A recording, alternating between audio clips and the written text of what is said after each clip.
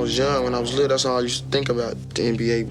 If I set my mind, I can go. I can go. But if I don't, I ain't gonna cry about it. Arthur Agee Jr., born October 22nd, 1972. The ugliest, most beautiful reality when attempting to be elite at anything, in this case basketball, is the weeding out process that happens along the journey that in hindsight feels as if the game understands itself and gives each person the same fair chance to make it through to the other side. It understands that there are only 450 player jobs in the NBA, give or take, and to have one of those means you had all the factors fall in your favor during the weeding out process. As young basketball players, we all had the dream of making the NBA. We all had the posters on the wall, the door hoop, writing on the sneakers, our personal basketball we looked at as our best friend, and all the hope and want in the world to play on the biggest stage. As kids, what happens when reality starts to set in and you begin waking up from those dreams? Today's feature is one of the real-life hoopers chronicled in a movie called Hoop Dreams that to me is a top 3 basketball movie of all time, and it's not 2 or 3. It took 7 years to make and was finally released in 1994. It discussed 2 players that had the same dream of following the footsteps of local great Isiah Thomas and then city legend Micheal Jordan into the NBA. It followed the journey of these prospects beginning just before both were freshmen in high school. It's a great movie because it shows how different journeys to the same place can be in sports, and also the very moments growth stunts can happen if you make one misstep during the weeding out process. A process completely out of your control. For example, both these boys needed their father in their lives to help teach them how to be men and how to focus. Instead, like most black families all the way up to the 90s, father figures were almost expected to leave the household, whether by force, choice, or falling victim to the crack epidemic at the time that was as prevalent as weed is with the youth today. Or something like not growing to the size expected to make it all the way. I decided to feature both players in different videos because their stories separated can be a lot more effective if told on their own, seeing as their paths and growth stunts were teachably different. Today, we focus on Arthur Agee, a player who after rewatching the movie, physically had all the characteristics of a pro player, except the one that altered his career. He even had mannerisms like Micheal Jordan that was crazy to see. Each step of the way, he had all the opportunity to go all the way, but because of these reasons, things didn't go as planned, and he never achieved his dreams of becoming an NBA player. What happened? Let's talk about it. It's your boy JC, Stunted Growth. Let's get it, man. Take a minute to like, subscribe, and comment on who I should do next. You can also send a super thanks by clicking the button below. Enjoy the video. Arthur Agee was a 6'2" point guard from Chicago, Illinois' North Side before moving to West Garfield Park. Arthur, like I said, had what we all had as young hoopers, a dream, all the opportunity in the world right in front of us, and a love for the game that had yet met its counterpart, reality. His family grew up in poverty as his mother struggled to at one point earn little over $200 a month to take care of he, little brother, and a husband who was in and out of work and at one point strung out on so much drugs he had to leave his family. Arthur stayed on the local basketball court day in and day out, dreaming of moves like Isiah and Jordan. Earl Smith, an insurance agent, first saw Agee on the playground and noticed his talent and potential should all things fall in his way. Things like him growing to a height matching his heart. Smith recruited Arthur to a school called St. Joseph's out in the suburbs with all the white and wealthy kids in hopes he got a better chance. It worked for Isiah Thomas, why not Arthur Agee? Arthur received a partial scholarship to the school his freshman year, but had to leave shortly after his family couldn't afford to pay the other half, and because of stunt number 1. Stunt number 1, physical education. And no, I don't mean gym class. I mean, your physical gifts and abilities match the effort you put toward your education, especially in those days.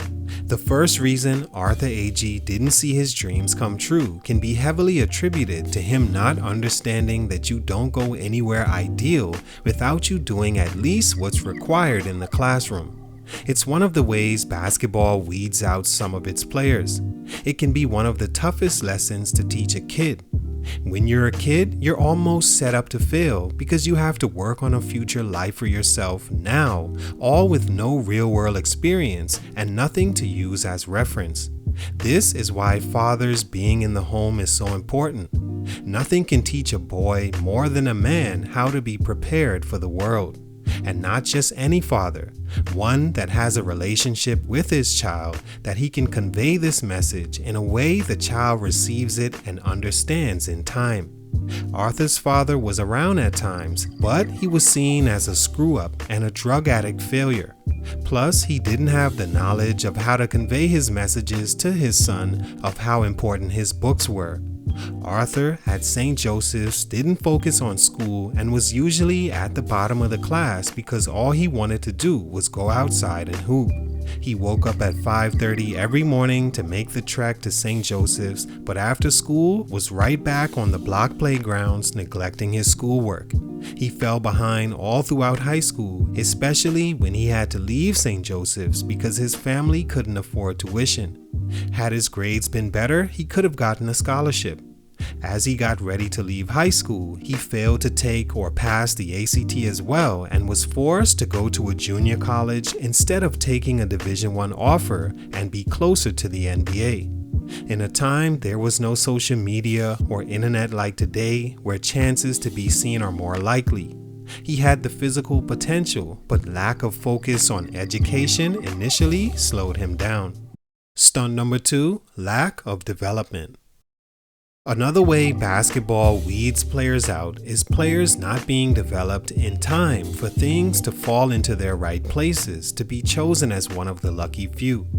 Arthur, as a child, showed advanced physical development beyond his peers early on, but by his freshman year, the gap had closed and he didn't grow like he needed to, and it set him back immediately. Whenever I watch that movie, I always think of how much he resembled a young Micheal Jordan in his movements down to how he walked. Had he grew to Jordan's height, things may have been a lot different. Even the height he ended up at 6'2", had that been sooner, he would have received better opportunity. St. Joseph's would have found a reason to keep him around, with tuition or not. Things like athleticism, shooting, and being more than a driver to the basket. Growing up in the 80s and 90s, everyone wanted to be Micheal Jordan, except most who replicated his game never grew to be as tall as Mike, which that game style is tailored for. Arthur left St. Joe's after his freshman year and went back to public school in his neighborhood and became discouraged when he wasn't performing to the levels he thought he could have. His father had left, his mom lost her job, no lights and sometimes no food in the house, and no motivation or encouragement to continue working on his game. By senior year, he barely grew and his game did the same. His grades had fallen behind enough for a D1 scholarship to be off the table, leaving JUCO the only option, putting him even further behind the maze of making it to the NBA. A taller Arthur Agee, or at least with a more developed game for his size, could have stayed at St. Joe's and get a better education and the chance to go D1 right out of high school. At Marshall, he did make it downstate for the championships, but his team fell in the semifinal, finishing third in state. He accepted a scholarship to Mineral Junior College before transferring to Arkansas State for his junior and senior years. Stunt number 3, lack of support system. And lastly, but most importantly, Arthur didn't have the right foundation in place to make it all the way. His home system was broken multiple times in crucial points in his journey, like his father leaving home early in Arthur's high school career, no one within his friend or family circle to help him understand the importance of staying on top of his schoolwork, and no one to help him develop his game. Basically, Arthur Agee, like many players, didn't have a roadmap to where he wanted to go. He was pretty much shooting in the dark. Not like today, where most high school players have trainers or coaches on them from the day they show elite talent, or even social media allowing them to see others' success and emulate things they were doing. It was none of that for Arthur and a lot of kids back then. Because of this, his grades were not eligible, he didn't have a jump shot when he got there, shooting 39% field goals, below 20% from 3, low 60s free throw percentage, 3 turnovers and 3 assists, averaging 8 points a game at Arkansas State. Living in poverty, watching your mother struggle to make ends meet, a father strung out on drugs, and friends that were poor influences were enough to seal Arthur's chances of making the NBA. Add to that him being an undersized player without undersized skills, and he really had no chance. All in all, we all have to take responsibility for our own result at the end of the day.